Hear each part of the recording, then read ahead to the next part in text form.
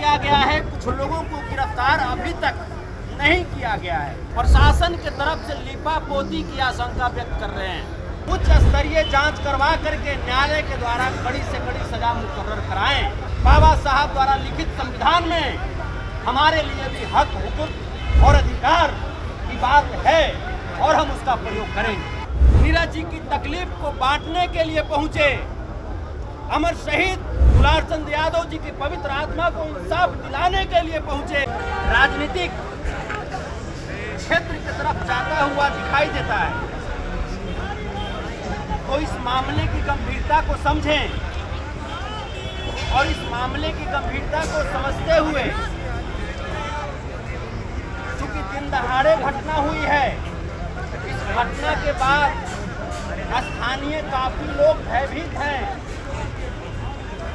और भय की जो सीमा है उनके परिजन किस कदर महसूस कर रहे हैं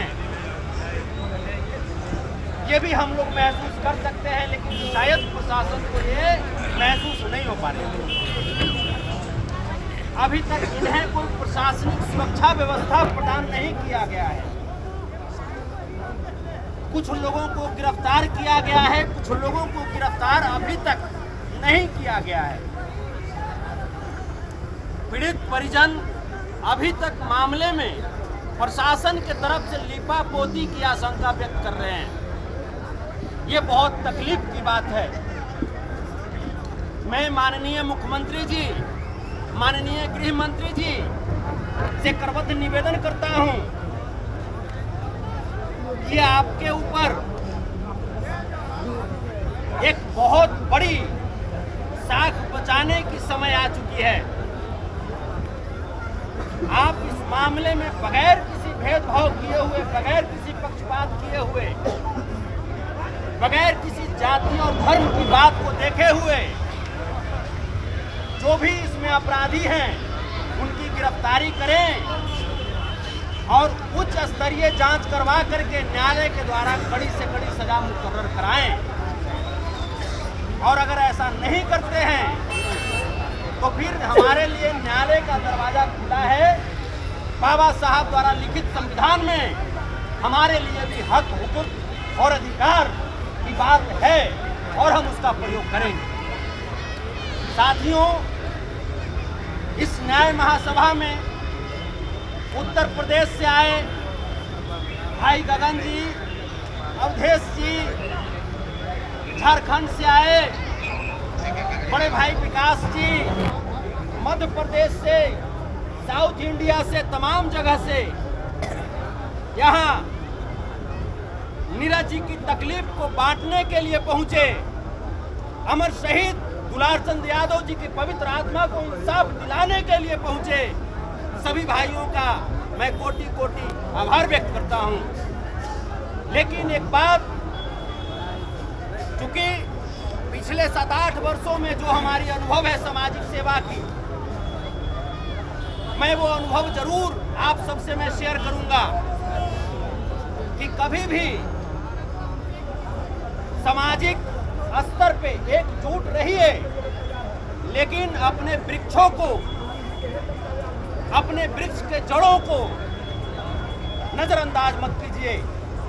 हम कितनी भी लड़ाई लड़ सकते हैं, लेकिन सफलता तभी मिलेगी जब हमें सही मार्गदर्शन मिलेगा।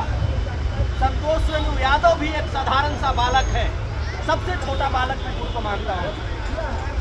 चाहे बिहार हो, उत्तर प्रदेश हो, साउथ इंडिया हो, हैदराबाद हो, बेंगलोर हो, हर एक जगह पे मैंने भी जाकर के लड़ाइयाँ लड़ी है, इंसाफ की आवाज को बुलंद किया है। लेकिन ये इंसाफ की आवाज अधिक देर तक तभी टिक पाएगी जब हमारे समाज के बुद्धिजीवी लोग हमें सहयोग करेंगे, हमें आशीर्वाद देंगे, हमें मार्गदर्शन करेंगे। क्योंकि हमने भी देखा है कि अगर थोड़ी सी अगर मैच्योरिटी में अगर कमी हुई, परिपक्वता में कमी हुई, तो हम तो बोल करके चले जाएंगे मेरे साथियों, लेकिन प्रशासन, शासन बगुला की तरह आप सबके चेहरे को पहचान रही है कौन कौन गया है। और अगर हम यहाँ पे आग लगा तो संतोष रेणु तो पटना में बस जाएगा, आग आप ही सबको बुझानी है। इसलिए कोई भी कदम ऐसा न उठाएं जिससे जो अपराधी के खिलाफ जो मुकदमे चल रहे हैं वो मुकदमा कमजोर पड़ जाए। नीरज यादव जितना मेहनत कर रहे हैं इनकी मेहनत कमजोर पड़ जाए। साथियों, कुछ भी कदम उठाने से पहले आप एक बार बैठ करके नीरज जी से बात जरूर करें। अगर नीरज जी से बात किए बगैर कोई भी कदम उठाते हैं तो फिर दुलारचंद यादव जी की सच्ची श्रद्धांजलि नहीं मानी जाएगी, क्योंकि चेहरे से हम किसी को नहीं परख सकते, चेहरे से किसी को नहीं पहचान सकते कि कौन दुलारचंद यादव जी की सच्ची श्रद्धांजलि देना चाहता है और कौन दुलारचंद यादव जी के मुकदमे को कमजोर करना चाहता है। हम इस मामले को किसी जाति पाति किसी धर्म से नहीं जोड़ते हैं, क्योंकि अपराधी कोई भी हो उसका कोई जाति नहीं होता, उसका कोई धर्म नहीं होता।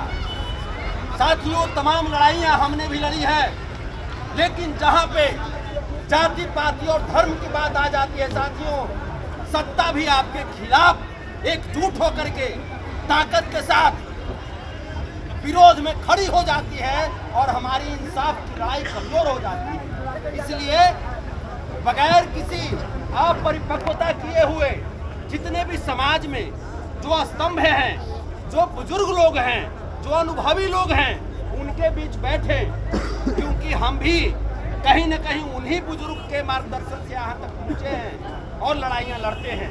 इसलिए मामले को जैसे भी मोड़ना हो, जैसे भी लड़ना हो, नीरज यादव के जो अमर शहीद दुलारचंद यादव जी के पोते हैं